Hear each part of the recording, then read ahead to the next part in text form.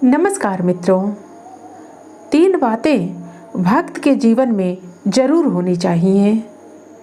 आइए जानते हैं कौन कौन सी बातें। प्रतीक्षा, परीक्षा और समीक्षा। प्रतीक्षा। भक्ति के मार्ग में प्रतीक्षा बहुत आवश्यक है।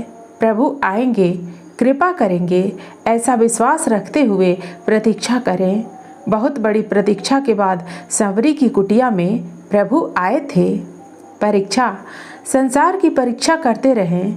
इस संसार में सब अपने कारणों से जी रहे हैं। किसी के भी महत्वाकांक्षा के मार्ग पर बाधा बनोगे, वही तुम्हारा अपना पराया हो जाएगा। संसार का तो प्रेम भी छलावा है। संसार को जितना जल्दी समझ लो तो अच्छा है, ताकि प्रभु के मार्ग पर तुम जल्दी आगे बढ़ो। समीक्षा। अपनी समीक्षा रोज करते रहो। आत्मचिंतन करो। जीवन उत्सव कैसे बने, प्रत्येक क्षण उल्लासमय कैसे बने, जीवन संगीत कैसे बने, यह चिंतन जरूर करना। कुछ छोड़ना पड़े तो छोड़ने की हिम्मत करना, और कुछ पकड़ना पड़े तो पकड़ने की हिम्मत रखना। अपनी समीक्षा से ही आगे रास्ते दिखेंगे। अब आत्मचिंतन के क्षण के बारे में जान लेते हैं। मनुष्य कितना दीनहीन, स्वल्प शक्ति वाला कमजोर प्राणी है, यह प्रतिदिन के उसके जीवन से पता चलता है। उसे पग पग पर परिस्थितियों का आश्रित होना पड़ता है। कितने ही समय तो ऐसे आते हैं जब औरों से सहयोग न मिले तो उसकी मृत्यु तक हो सकती है। इस तरह विचार करने से तो मनुष्य की लघुता का ही आभास होता है, किंतु मनुष्य के पास एक ऐसी भी शक्ति है जिसके सहारे वह लोक परलोक की अनंत सिद्धियों सामर्थ्यों का स्वामी बनता है। यह है प्रार्थना की शक्ति। परमात्मा के प्रति अविचल श्रद्धा और अटूट विश्वास की शक्ति। मनुष्य प्रार्थना से अपने को बदलता है, शक्ति प्राप्त करता है और अपने भाग्य में परिवर्तन कर लेता है। विश्वास पूर्वक की गई प्रार्थना पर परमात्मा दौड़े चले आते हैं। सचमुच उनकी प्रार्थना में बड़ा बल है, अलौकिक शक्ति और अनंत सामर्थ्य है। संतोष करने का अर्थ है कि आपने प्रकृति के साथ मित्रता कर ली है। कुछ दिन इस तरह का अभ्यास डाल लेने से सुख और दुख दोनों का स्तर समान हो जाएगा। तब केवल अपना ध्येय, जीवन लक्ष्य प्राप्त करना ही शेष रहेगा। इसलिए समझाना पड़ता है कि दुख सुख इनमें से किसी के प्रभाव में न पड़ो। दोनों का मिला जुला जीवन ही मनुष्य को लक्ष्य तक पहुंचाता है। जीवन लक्ष्य का प्रादुर्भाव दुख और सुख के सम्मिलन से होता है। विचार एक शक्ति है। आज तक संसार में जो परिवर्तन हुए और जो दिखाई दे रही है, वह सब विचार की ही शक्ति है। इस शक्ति का स्वरूप जब तक सद में स्थित रहता है, तब तक रचनात्मक प्रवृत्तियां विकसित होती रहती हैं और मनुष्य समाज की सुख सुविधाओं में अभिवृद्धि होती रहती है। किंतु जब उसमें विकृति आ जाती है तो सर्वनाश के लक्षण दिखाई देने लगते हैं। अतः सद्विचार को ही रचनात्मक विचार कहेंगे। विचार का अनादर करना अर्थात उसे विकृत करना भयंकर भूल है। इससे मनुष्य का अहित ही होता है। ऐसा पंडित श्री राम शर्मा आचार्य ने कहा है। मित्रों, अब भगवान के निवास के बारे में भी जान लेते हैं।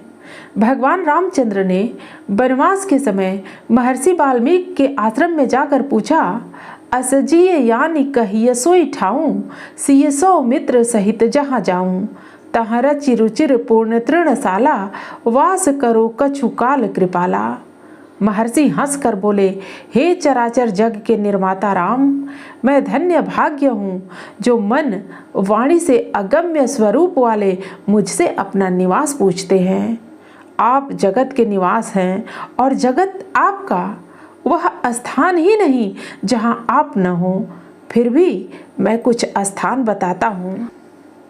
हे विधि हरि हर नर्तक, जिन पुरुषों के श्रवण समुद्र आपकी अगाध कथा सरिताओं के द्वारा निरंतर भरने पर भी पूर्ण नहीं होते, अथवा जो अन्य जलों की उपेक्षा कर आपके स्वरूप रूपी स्वाति बूंद की ही आकांक्षा करते हैं, ऐसे नर श्रेष्ठों के हृदय ही आपके योग्य निवास है। हे प्रणत पाल, आपके जिह्वा हंसिनी आपके यश मानस गुण मुक्ताओं का चयन करती है, जिनकी नासा आपके प्रसाद सौरभ में ही रत रहती है, ऐसे पुरुषों का हृदय ही आपके योग्य निवास है। हे भवभय भंजन, जिनका मस्तक देवता, गुरु और ब्राह्मणों को देखते ही विनम्र हो जाता है, जिनके हाथ नित्य आपकी पूजा करते हैं, चरण आपके तीर्थ स्थानों का पर्यटन करते हैं, जिन्हें नित्य आपका ही भरोसा है, जो सर्वदा आपके मंत्र का जाप करते हैं, जिनका परिवार आपके निरंतर अर्चन में रत है, उनका पवित्र हृदय ही आपके योग्य निवास है। हे जन सुखदायक, जो विश्व कल्याण की कामना से आपके यज्ञ, व्रत, तप, उपासना, दान करते हैं और सब सेवाओं का एकमात्र फल आपके चरणों में प्रेम मात्र चाहते हैं, काम, क्रोध, लोभ, मोह, ईर्ष्या, मान, कपट, दंभ जिन्हें छू तक नहीं गया, जो सबके प्रिय और हितकारी हैं, दुख सुख जिन्हें समान प्रतीत होता है, जो सर्वदा अपने को आपकी शरण मानते हैं, ऐसे नर श्रेष्ठों का हृदय ही आपके योग्य निवास है। हे पूर्ण ब्रह्मा स्वरूप, जिनके लिए पर स्त्री माता पर धन विस्तुल्य है, जो दूसरों की संपत्ति पर हर्ष और विपत्ति पर दुख प्रकट करते हैं, जो दूसरों के अवगुणों पर दृष्टि न देकर सद्गुण ग्रहण करते हैं, नीति प्रदर्शित मार्ग ही जिनका मार्ग है, जिन्होंने अपने निमित्त धन संपत्ति, जाति पाति, मान प्रतिष्ठा सब कुछ त्याग दिया है, जिन्हें स्वर्ग नरक एक से प्रतीत होते हैं, मन वचन कर्म से जो आपके चरणों में स्नेह किए बैठे हैं, ऐसे पुरुषों के हृदय ही आपके लिए उत्तम निवास है। मित्रों, फिर मिलते हैं अगली प्रस्तुति में नई कहानी के साथ। धन्यवाद।